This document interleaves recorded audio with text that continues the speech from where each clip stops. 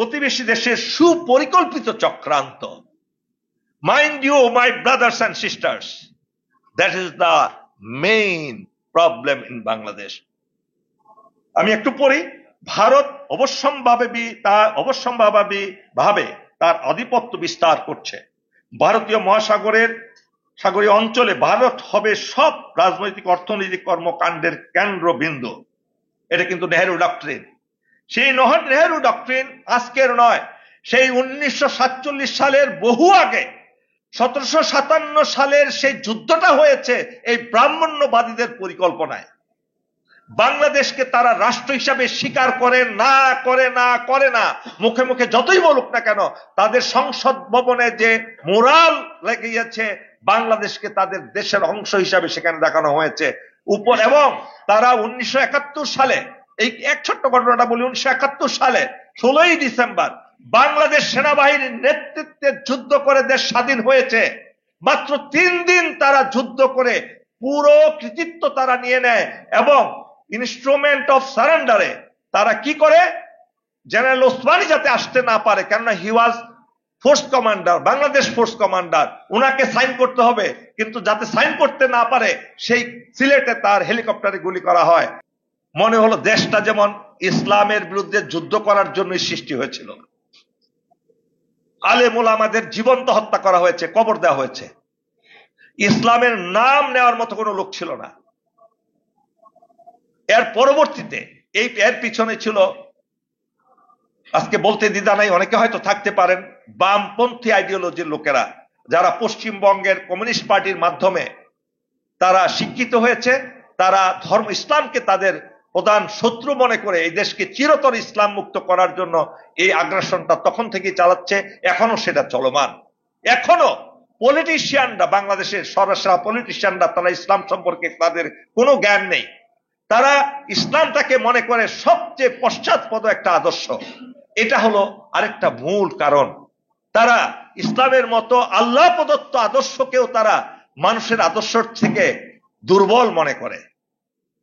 এটা যে কত বড় অন্যায় আমরা করে যাচ্ছি আমরা নিজেরা বুঝছি না। নৈতিক অবক্ষয় ও মাদকের প্রভাব, ফ্যাসিবাদী শাসন ব্যবস্থার মাধ্যমে জনগণকে বিভক্ত করা, যেটা হয়ে গেছে। আমরা যা করব, বিশ্বাসঘাতকতা, শূন্য বিবেক, শূন্য সংযম, ভণ্ডামি, অশ্লীলতা, ব্যভিচার, বুদ্ধিহীন লোভ, পুরনো দৃষ্টিহীন নেতৃত্বের প্রতি অন্ধ লাগামহীন চাটুকারিতা, অতি তুচ্ছ লাভের বিনিময়ে আত্মসম্মান ত্যাগ, জাতীয় স্বার্থ সম্পর্কিত জ্ঞান, সাধারণ জ্ঞান, প্রয়োজনীয় জ্ঞান অর্জনে বিমুখতা, মরীচিকা অনুসন্ধানের প্রতি অনুরাগ, বৃহত্তর দৃষ্টিকোণ থেকে অন্যের কল্যাণের জন্য শূন্য ইচ্ছা, পদ্ধতিগত অগ্রগতির বর্জন, প্রয়োজনীয় ব্যবহারিক পরিস্থিতিতে অধ্যবসায়, অর্থহীন ঝগড়া বিবাদে বেপরোয়া জড়িয়ে পড়া, পরোপকারের নিঃস্বার্থ মহৎ অবদানের প্রতি চরম অর্থহীন শত্রুতা, আত্মসংশোধনের শূন্য অভ্যেস, বাস্তবতার গতিশীলতার পরিপ্রেক্ষিতে সসংযম আজকাল নীতি নির্ধারণী ব্যক্তিদের চারিত্রিক বৈশিষ্ট্য হয়ে দাঁড়িয়েছে।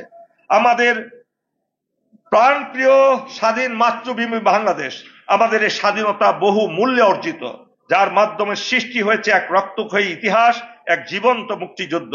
কিন্তু আজকে এই স্বাধীন দেশটি নানামুখী সমস্যা এবং বিজাতীয় সংস্কৃতির আগ্রাসনে জর্জরিত। ক্ষমতা বিকেন্দ্রীকরণ ও স্বার্থপরতা আমাদের এই স্বাধীন দেশকে করেছে বিপদগ্রস্ত, পরিণত হয়েছে চরম দুর্নীতিগ্রস্ত এক অকার্যকর রাষ্ট্রে। একদলীয় ও পরিবার কেন্দ্রিক শাসনের জাতাকলে দেশ আজ অশান্তির চরম পর্যায়ে। অন্যদিকে দেশের শান্ত ও কমল হৃদয়ের মানুষগুলোকে ধর্মীয় প্রতিহিংসার লক্ষ্যবস্তুতে পরিণত করেছে। অন্যদিকে সর্বগ্রাসী ভারত অদৃশ্য থেকে বাংলাদেশের রাষ্ট্রযন্ত্রের কলকাঠি নাড়ছে। ফলে বাংলাদেশের স্বাধীনতা যুদ্ধের মূল চেতনা, সাম্য, মানবিক মর্যাদা ও সামাজিক ন্যায় বিচার প্রতিষ্ঠা সুদূর পরাহত। সুতরাং দেশের সর্বোচ্চ স্বার্থ, স্বাধীনতা ও সার্বভৌমত্ব রক্ষার প্রয়োজনে সকল ধর্ম, বর্ণ, মতবাদের দেশপ্রেমিক দল ও জনগণকে ঐক্যবদ্ধ হওয়া ছাড়া অন্য কোনো বিকল্প নাই। আমি পরিশেষে একটা রাষ্ট্রের উদাহরণ দেই, রুয়ান্ডা। আপনারা জানেন 1994 সালে হুতু এবং হুতুত্সিদের মাধ্যমে এক ব্যাপক গণহত্যা হয়েছিল সেই দেশে।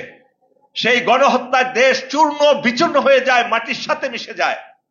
কিন্তু পরবর্তীতে সেই দেশের বুদ্ধিমান দেশপ্রেমিক কিছু লোক একত্রিত হয়ে সরকার গঠন করে আইন প্রণয়ন করে যে একটা নির্দিষ্ট তারিখের আগে কোনো ইতিহাস দেশে আলোচনা করা যাবে না, কোন জায়গায় করা যাবে না, ব্যক্তিগতভাবে করা যাবে না, আনুষ্ঠানিকভাবে করা যাবে না, রাজনৈতিকভাবে করা যাবে না। যদি কেউ করে তাহলে তার শাস্তি কঠোর, সাজা, কারাদণ্ড কিংবা মৃত্যুদণ্ড হতে পারে। সেই আইন করার পর আজকে রুয়ান্ডা পৃথিবীতে সিঙ্গাপুরকেও ছাড়িয়ে গেছে, উন্নত দেশের কাতারে তারা চলে গেছে। আপনারা দেখুন, ইউটিউবে দেখুন, সব জায়গায় পড়ে দেখুন, সেই রুয়ান্ডা। ঠিক আমাদের দেশেও এই অতীতকে ভুলে যাওয়ার জন্য আমাদের জাতীয় কবি, বিদ্রোহী কবি নজরুল ইসলামের অত্যন্ত কয়েকটি আমার প্রিয় পংক্তি, যেটা আমি সব আমার টকশোতে বলে থাকি, বিভিন্ন জায়গায় বলে থাকি,